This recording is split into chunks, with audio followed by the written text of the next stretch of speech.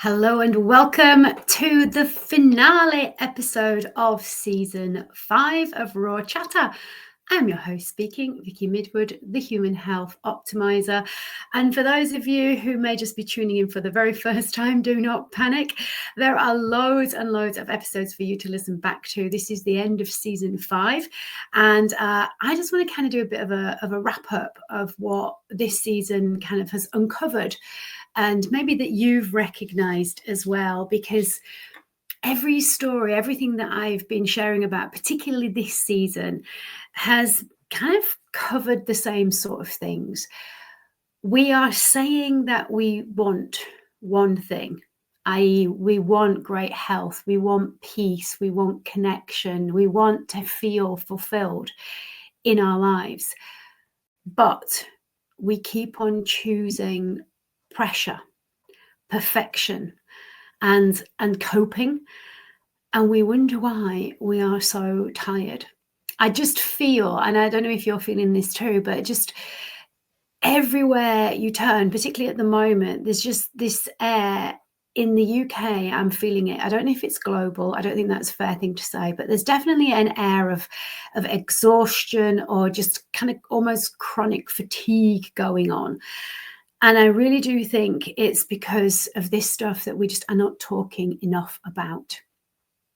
So what I want you guys to do is to recognize in yourselves, are you following that same pattern? Are you trying to chase health, but actually are you finding that you are choosing coping, perfectionism, and pressure over doing the stuff that you, in inverted commas, know you should be doing, but are not doing? Because that is the overriding theme that so many people have spoken about. They knew what to do, but they weren't doing it. And then there's a because of circumstances and whatever they happen to be.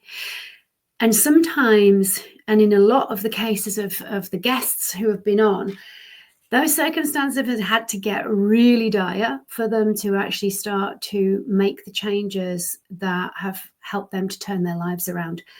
And often we find that we make the best changes when we're forced into it, when we actually don't have a choice. Now, it's a little bit extreme. And it will be better if we were choosing things because we know that that is the best choice to make, not because we've got no option. But sometimes we do have to be pushed right to the end of the line, as it were, before we can actually do what it is that all along we know we should have been doing. Here's what I have discovered. And again, it's a theme that's run through. Things had to get pretty dire for people to start looking for a solution. And then just about every episode where somebody has shared an incredible journey and their personal story from adversity into turning things around to advantage in the majority of the cases, not always, but in the majority of the cases, you will notice that they realized that there wasn't just one issue, and therefore there wasn't just one solution. But when they started on the path of looking for the one issue and the one solution, they realized it was bigger than that. And that is what I want us all to take on board, because there's this underlying lie throughout humanity that if we have some kind of issue going on in our lives, there's one cause, and therefore there's one fix or there's one solution. But the majority of people, if you listen back to the episodes where I've had guests, you realize there was always multiple factors going on in every single story. It was never just one thing. And if you listen to how people describe, there was this happening, and then this happened, and then that happened. And it's this almost domino stacking that forces into a place where we've got to do something different. And I would love it if we didn't have to hit the rock bottom, if we didn't have to really suffer before we start to take the action that actually will help. One thing that I do know is that so many people who are listening to this, and I was one of them, so when I'm saying this, it's not because I'm better than, it's because I understand, because it was me, is that we really do think that we have got our stuff under control. We genuinely do. And if you're a high performer, if you're a business person, or if you're in a profession where you are required to always be at the top of your game, then you are going to probably resonate with this as well. We just keep on going because we don't know that there is an alternative, or we're terrified that if we don't keep on going, somebody else will step into our shoes, be better than us, and that somehow we will prove to ourselves that we were right all along, that we were not good enough. And what I've discovered through all of my years now of coaching and helping people to just feel better and function better in their own skin is that we all have underlying drives to prove to ourselves that we are capable, that we are enough. Now, in midlife, that tends to shift because we have lived long enough to recognize that there is no right way of doing things. There is always an outcome to a decision, which means that you just need to make a decision and then figure it out. But when we're younger, we genuinely believe that there is a right decision, that there is a right way of doing things, that things are good or bad, that it's an either or world we live in. And hopefully by midlife, we are taking the pressure off to recognize that it's not how the world works, and it's not how humans work. It's not an either or, it's an and. And we need to be more open, I believe, to looking at the bigger 360 picture. A lot of the issues that I help my clients with, things like turning to alcohol under stress, or just powering through and not eating proper meals, but just snacking on whatever is available food-wise, just to have the energy to keep on going, and then realizing that actually your body's changing and you haven't got the energy to keep going. These are the things that I help people to look at. And when we actually look at them truthfully and honestly, the story tends to be the same, that they didn't necessarily connect the behavior patterns with what was going on and how they were thinking and processing and making emotional connections to things. And this is something that I think when it comes to midlife, we owe it to ourselves to start to really understand how we think as individuals, as humans, and to learn what actually does light us up, what helps us to feel joy, fulfillment, satisfied. Not, for example, in terms of food, what just fills up a hole, but actually what leaves you feeling satisfied. And that doesn't mean stuffed. It means that was a really nice meal. I've enjoyed it. I now feel content. The same thing with work. What is the stuff that you know you excel at? It's usually the stuff that you don't find really difficult, but you do find enjoyable.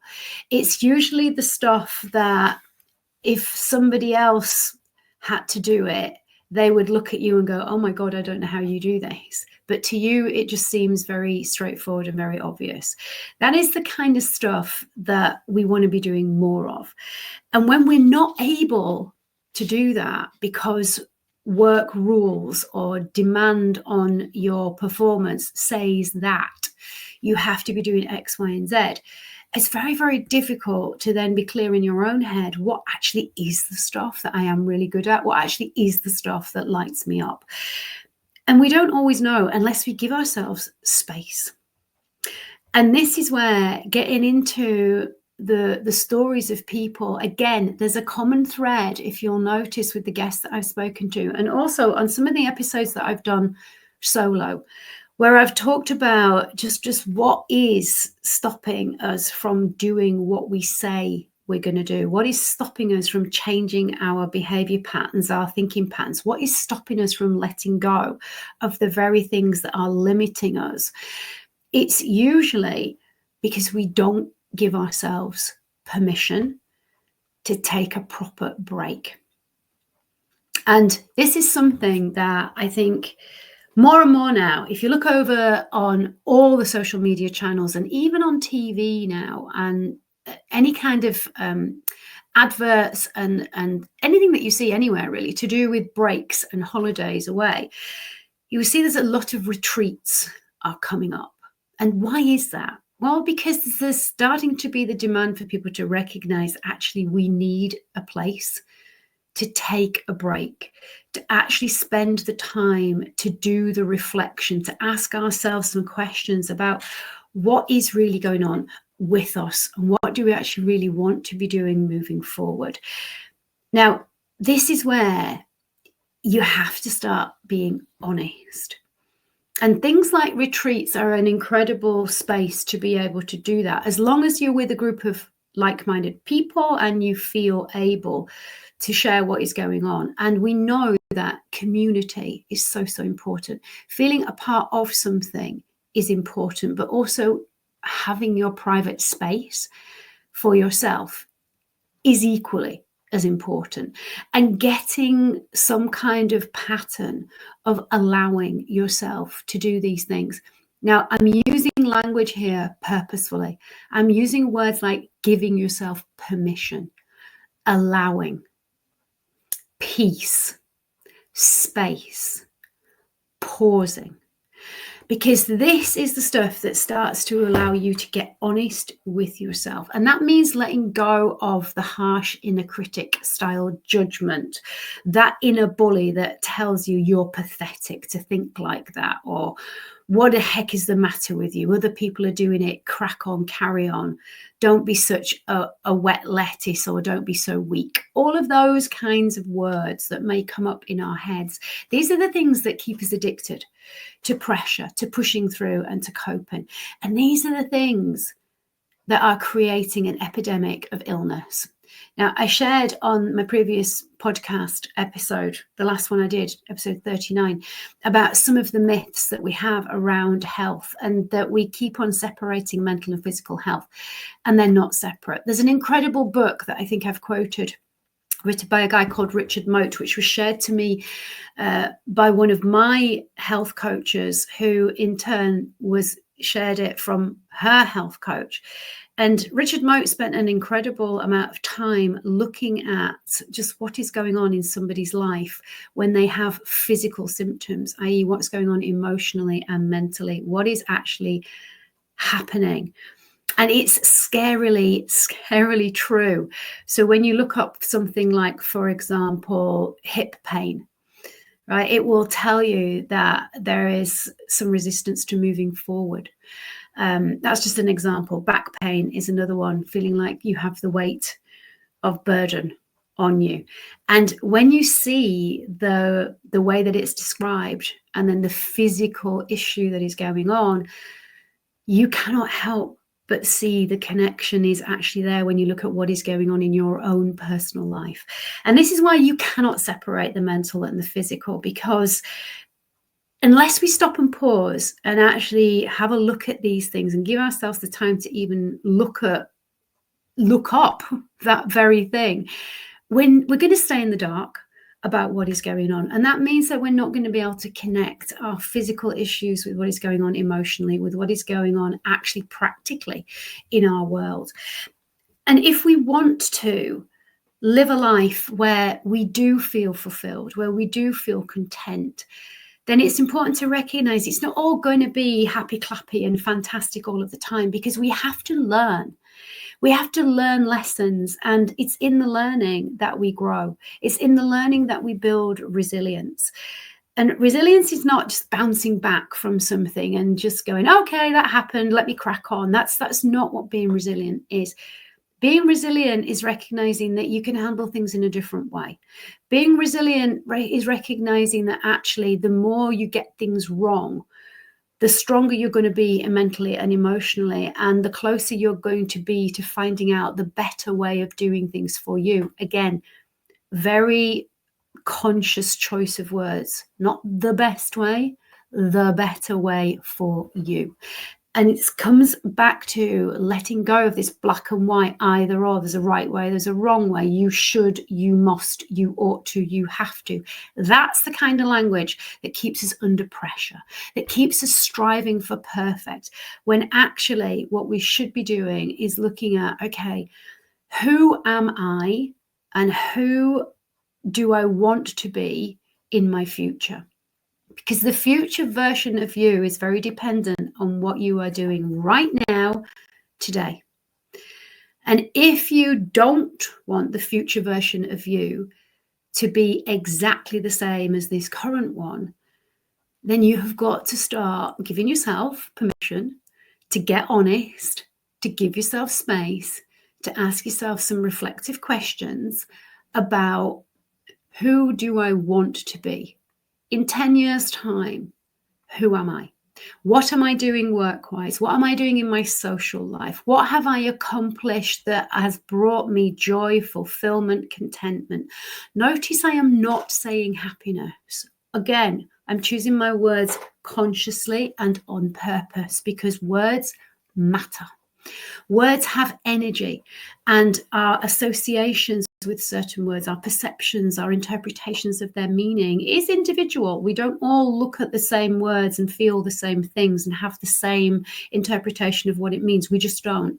And that in itself can cause conflict with people. And this is where understanding that opinions are just opinions. They're not facts. They're just somebody's way of seeing things that may or may not be the same as yours. And it doesn't make either of you right or wrong.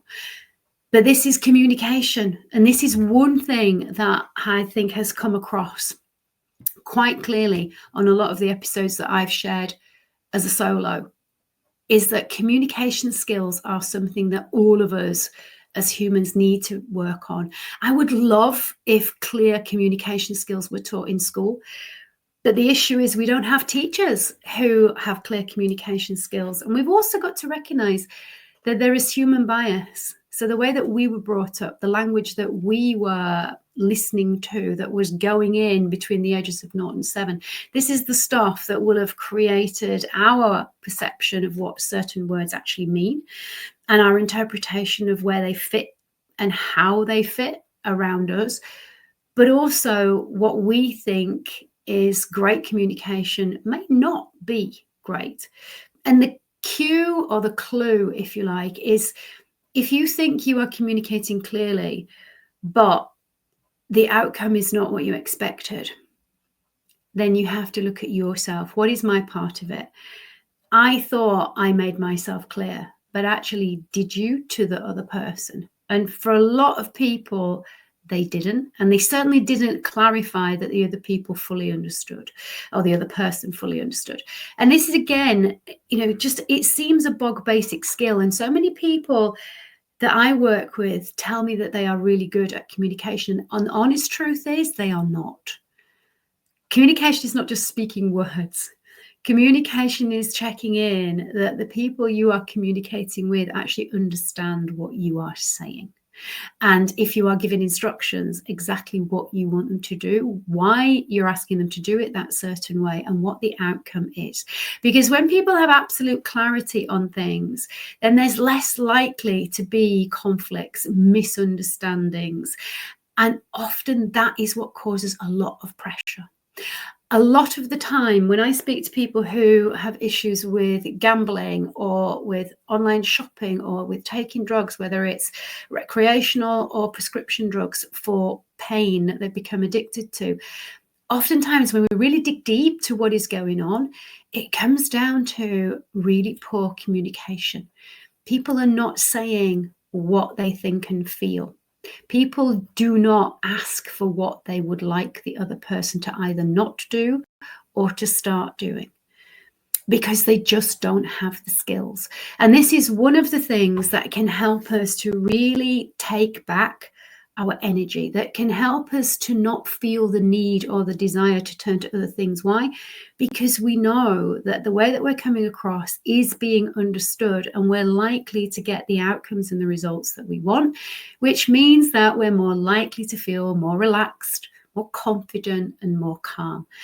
And ultimately, I think that is what we're striving for. And I'd love your comments on this, because I think feeling confident and feeling calm and feeling content and not getting stressed out just by day-to-day living is something that we can all aim for. And it doesn't have to be really difficult, but you're not going to be able to do it if the things that you are doing now, the thoughts that you are having, the things that you're holding on to because you're scared to let them go, because you don't know what it will feel like without them, that means that you're never going to truly experience what it is that you say that you want.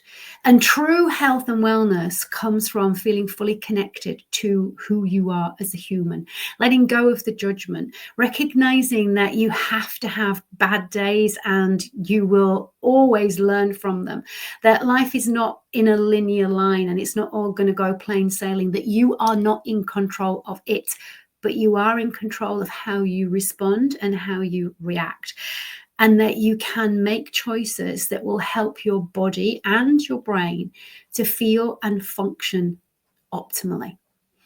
And when we really understand how we can do that as humans, as individuals, in our world, in our circumstances, with the stuff that we have to manage and deal with every single day, then you will create a way of living and being that works for you. And it's not a blueprint, and it's not a here you go, one size fits all. It's what works best for your body, for your circumstances in your life, with your desires and your results. And it is available.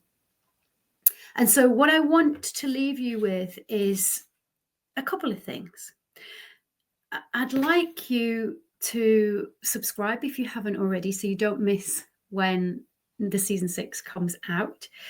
I'd also like you to spend a little bit of time, just take a pause, give yourself permission to allow yourself to get really honest about where am I now with my health, with your physical health, with your emotional health, with your mental health, with your spiritual health. What rating would you give yourself? And if you're not up there at an 8, a 9, or a 10, then there's a little bit of work for you to do. And then look at, where am I with my friendships? Where am I with my partner, if you have one? Where am I with my family? Where am I with my finances? And where am I with my social life? And just do a real quick audit of where you are in those areas. And where would you like to be in 10 years' time? Because you can start to make some small shifts now that will mean that in 10 years' time, probably shorter time frame than that, to be honest, if you do put in those small changes and you implement them and you continue to implement them consistently, your 10-year plan can potentially be achieved in at least half that time. But start with, where do I want to be in 10 years? And be honest. What do you need to stop doing to ensure that that is going to be your 10-year goal? And what do you need to start doing? And this is not profound stuff. This is not like massive. I need to start going to the gym 3 times a week. No, if you're not going to the gym at all, number one, is the gym even for me? Right? Do I even want to be a member of a gym? Realistically, is there one close to me? Is it going to be doable? Or will I get a membership and then recognize that actually that's a 2 or 3 hour chunk every time I visit and I can't fit it in and I'm not going to? Be sensible about where you're at. And if you're not sure, this is the stuff that I can help you with. This is the kind of stuff that we go through on the VIP day, where we look at exactly where you are right now. Where do you want to be? And what steps can you start to take? Baby steps that will be doable, that will not cause you loads of stress, that will not take a massive amount of time in your day to achieve. Now, if you like the sound of that and you want to know more about the VIP day, then I've put a link where you can get in touch with me and we can have a chat about it. But also in August, I am running a challenge which will give you a little taster of just how quickly you can make some very small changes that will change your energy and how you focus. It's a 5-day challenge that I'm running, and it starts on August the 12th. I've put the link in the description, and if you're listening on Spotify or on Apple, it's in the show notes. All you need to do is register, and before you go, oh, it's a 5-day challenge, I'm going to have to show up for an hour a day, and it's going to be time, and I don't have it. No. Purposely, I work with busy business owners, with CEOs, with professionals who have not got time to sit on Facebook groups for an hour and do a challenge. That is not how this will work. You will get an email in the evening with a very short video, maximum 10 minutes, probably half of that, probably less than that, that will give you a task that you will implement the following day. That is it. Now, if you do want to participate, I will be going live on LinkedIn every single day for a short period of time. So if you did have time in your diary to jump on and say, hey, implemented task 1, already feel the benefits, fantastic, but you don't have to. My point is this. This is a challenge that you can do for you, for yourself, to help you to recognize how simple it can be to make baby changes that over time can make a big difference to your energy, to your motivation, to your brain function, to your physiology, to your mental, emotional, spiritual, and physical well-being. So if you like the sound of that, please do sign up. It is free. There's no hidden anything. I'm not going to be inundating you with emails to say buy my shit after that. That is not how I work. I only work with people who I know are ready to make changes, who are serious about committing to creating optimum human health. And if that is you, if you know that you have a specific issue that is getting you down, or you just genuinely sick and tired of feeling like every day is a struggle, then you may be somebody who would be an ideal client for me, but we don't know that until you jump on a call and we have a conversation. I don't work with anybody and everybody. I am very specific. I want to work with people who I know will do the work because they want to have the best quality of health and lifestyle that they can, and they're committed to it, and we work as a collaboration. So if that is you, then do get in touch. And as I say, if you like the sound of the 5-day challenge, jump in. And if you haven't given me a like and a thumbs up, please do. And if you haven't yet subscribed, please do that, because the more people who jump on this podcast, the better guests I can start to bring on. And I am now starting to get people asking to come on as a guest because they recognize that this is a podcast that is sharing the raw stuff, the real stuff, without anybody trying to sell you something or it just being like any other podcast out there. So if you are somebody who would like to come on and share your story, be real, be raw, tell it like it was and how it is now, then do get in touch with me. I'm always looking for really interesting guests and stories that I think will resonate with people, because we are all humans and humans relate to other humans. And it really is helpful to know that you are not the only one who is struggling, no matter what the issue is. So often we feel like I am the only one going through this. Nobody else can imagine what this feels like. No one, if people knew what I was thinking and feeling. But here's the truth. Oftentimes, a lot of us struggle with the same things. We just don't talk about them. And that's the point of this podcast. I want the stuff that we don't talk about to be talked about openly, without shame and without guilt, because that is what Raw Chatter is all about.